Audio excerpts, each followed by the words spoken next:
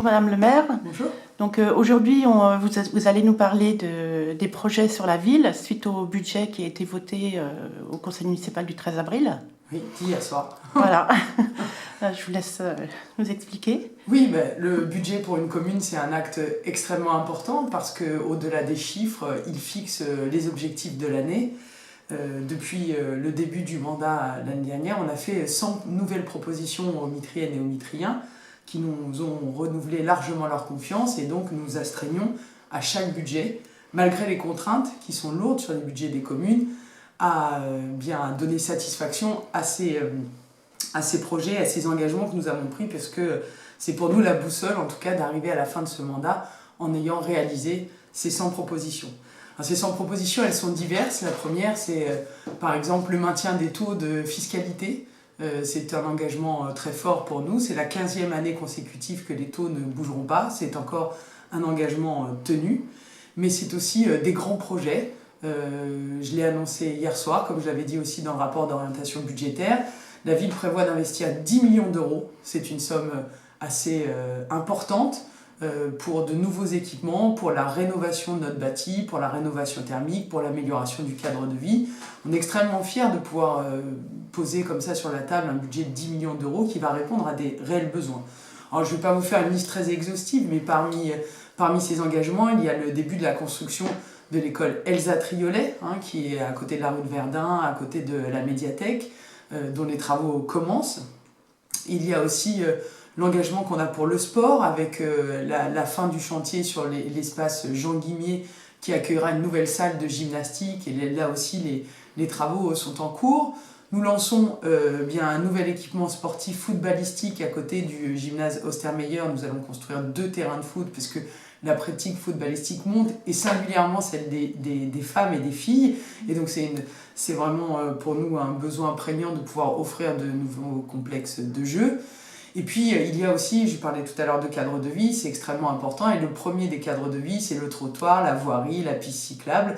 Et là aussi un engagement très important de la collectivité, puisque nous allons dédier un peu plus de 2 millions à la rénovation des voiries et trottoirs, auquel il faudra ajouter un peu plus de 800 000 euros pour la réfection de la partie commerçante de la rue Franklin-Roosevelt, qui est vraiment le poumon économique et commerçant de la commune. Donc là aussi, nous allons venir requalifier l'espace public pour, en 2 tranches. Cette année, une première tranche sur la rue Franklin-Roosevelt, et l'année prochaine sur le rond-point à Stalingrad, aussi connu sous le nom de la place de l'Horloge.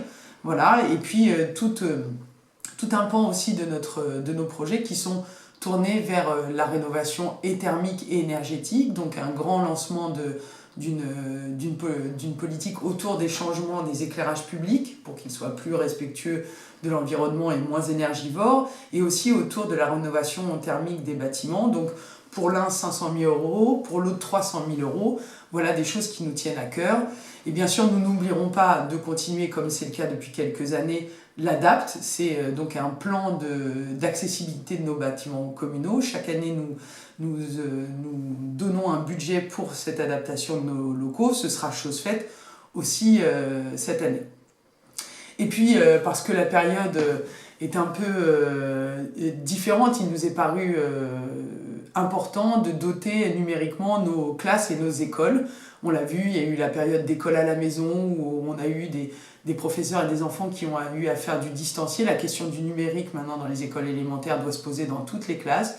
Donc nous proposons sur un plan de 2 ans d'équiper toutes les classes élémentaires en ordinateur et vidéoprojection pour pouvoir leur permettre, le cas échéant, de pouvoir continuer dans de bonnes conditions, mais aussi de s'approprier un peu plus l'outil informatique. Voilà, c'est un peu les grands projets que nous avons. Bien sûr, nous maintenons le budget participatif, c'est aussi une originalité de notre ville, bien que les conseils de quartier, malheureusement, ne peuvent pas se tenir en présentiel en ce moment.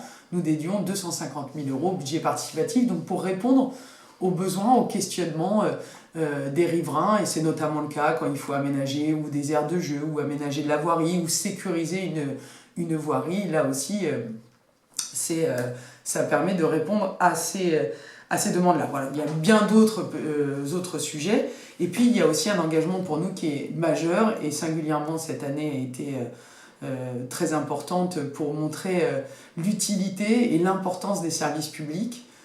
Et donc à Mitry-Mory, on a cette originalité, en tout cas cette volonté que les services publics soient de qualité et répondent aux attentes des Mitriennes et des Mitriens. Donc là aussi, il y a un gros effort en fonctionnement qui est fait. Et par exemple, pour répondre à l'engagement qui est le nôtre, d'une ATSEM par classe, à partir de la rentrée prochaine, ce sera chose faite, une ATSEM par classe en maternelle pour accompagner les plus jeunes. Ça nous semble une très bonne mesure. On avait commencé avec l'embauche de 3 ou 4 d'entre elles l'année dernière. Pour la rentrée prochaine, nous prévoyons donc qu'une ATSEM soit présente dans toutes les classes. C'est un engagement fort, hein, là où on nous demande de toujours faire plus avec moins.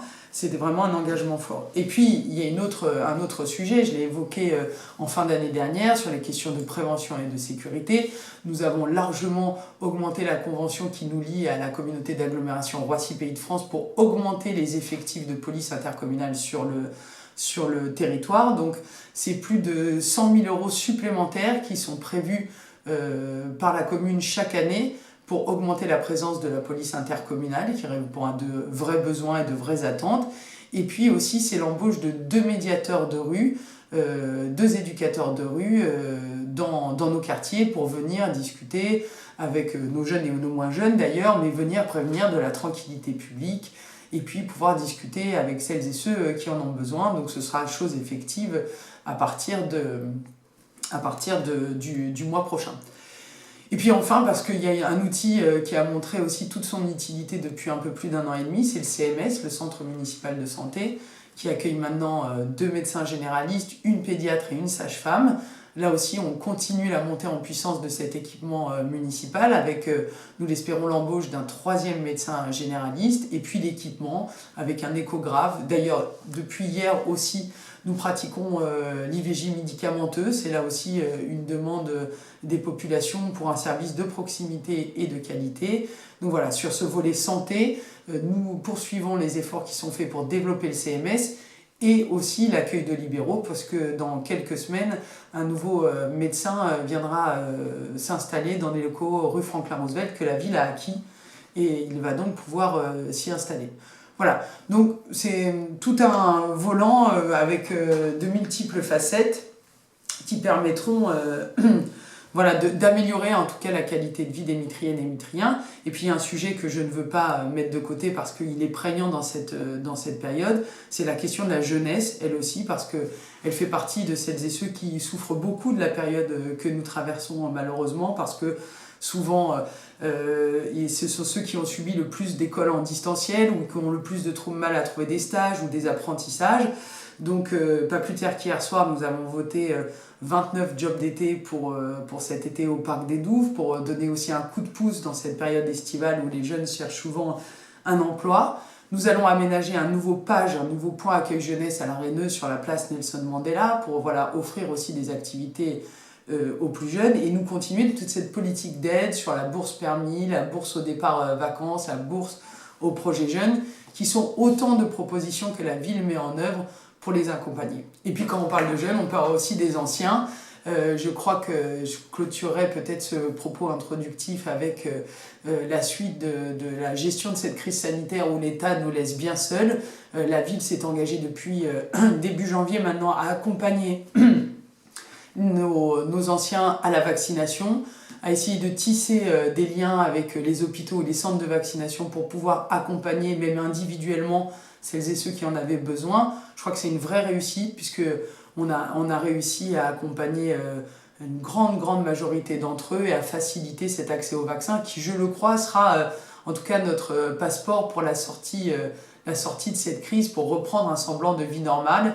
Parce que s'il y a une chose que nous attendons par-dessus tout, c'est de réouvrir un certain nombre de nos équipements, et je pense singulièrement aux équipements culturels, qui sont prêts, qui sont sur les starting blocks pour réaccueillir les spectateurs, et que nous puissions aussi renouer avec nos grandes fêtes populaires, qui sont autant de moments de partage et de solidarité qui manquent à chacun d'entre nous.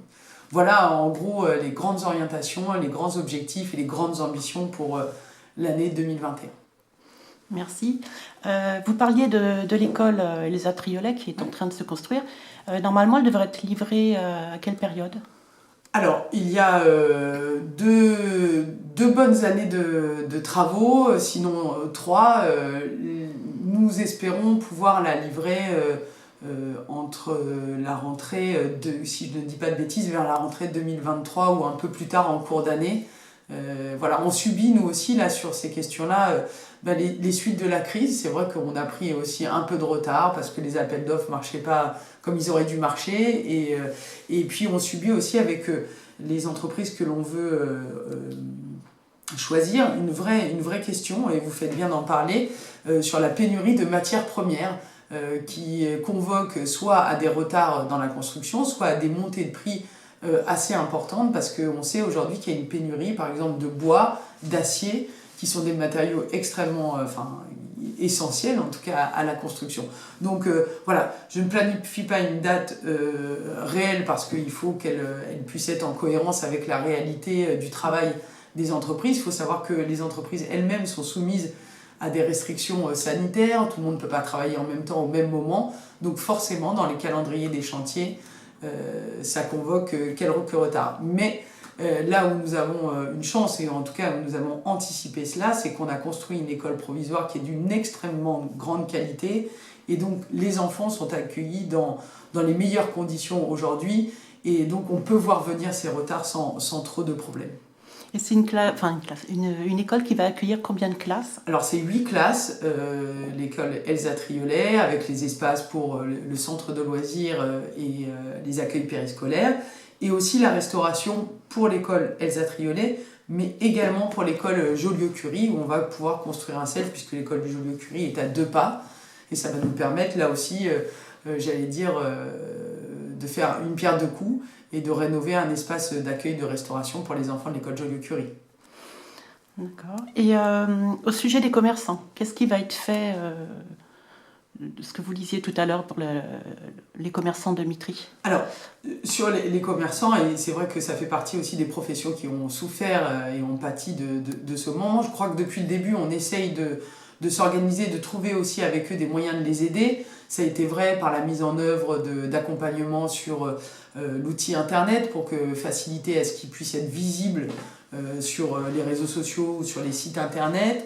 Là, dernièrement, une grande opération qui a extrêmement bien marché, ce sont les bons d'achat aux commerçants, où avec l'agglomération et le département, on a réussi à prendre 40% en charge d'un ticket chez les commerçants. C'est une opération, je pense, qui a été bénéfique pour tout le monde, pour les commerçants, parce que plus que des promesses d'achat, ce sont des achats chez les commerçants. Et puis pour les Mitriennes et les Mitriens, parce qu'ils ont vu ce ticket se réduire de 40%, ce qui n'est pas rien pour le pouvoir d'achat des Mitriennes et des Mitriens. Et par ailleurs, ça enjoint les personnes à retourner ou à aller ou à découvrir leurs commerçants de proximité. Je pense que c'est toujours une bonne chose que d'accompagner dans ce sens-là. Et puis je le disais tout à l'heure, voilà, le projet de rénovation que nous avons sur l'artère Franklin Roosevelt, qui est sûrement le secteur le plus commerçant, et aussi une bonne chose, parce que ça va renouveler aussi le cadre d'accueil dans lequel ils accueillent leurs clients et leurs clientes.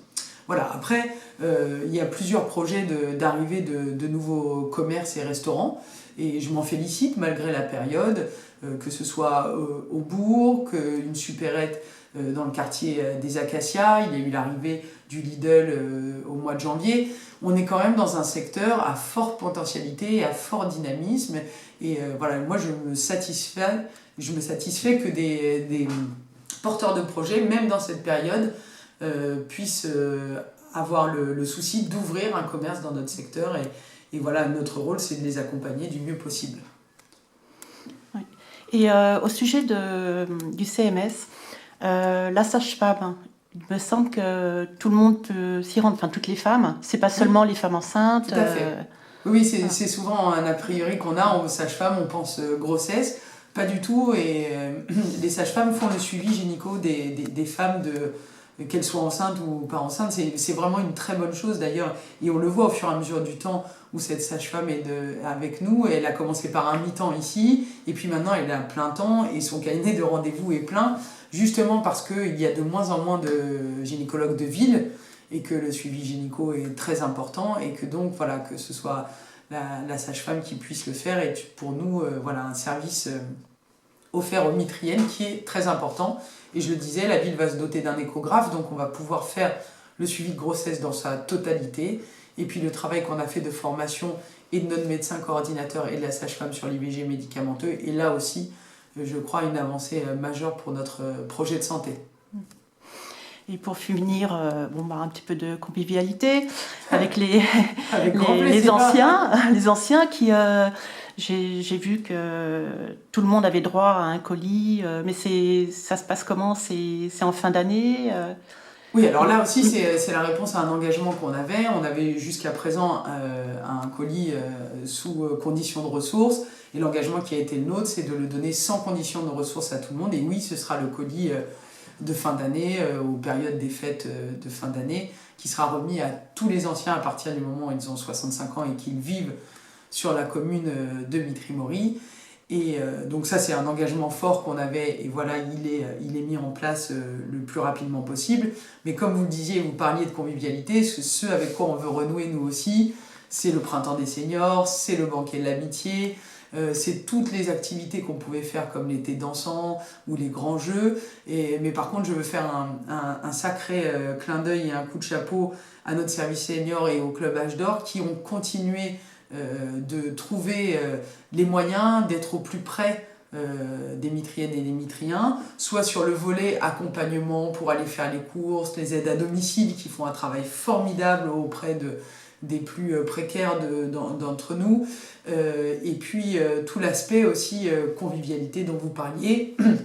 On organise chaque semaine des randonnées, en restant dans le giron des 10 km, mais pour me permettre aussi d'avoir des activités qui permettent aux personnes de se rencontrer, parce que une des conséquences, elles sont nombreuses les conséquences de cette crise sanitaire et on n'en est pas sorti, mais c'est aussi l'isolement et ça pèse maintenant sur le moral parce que ça fait plus d'1 an que nous vivons ça, et donc dès qu'on a des opportunités de pouvoir réunir, bien sûr selon les règles qui nous sont imposées, mais écoutez, en extérieur on peut faire des choses et on le fait volontiers.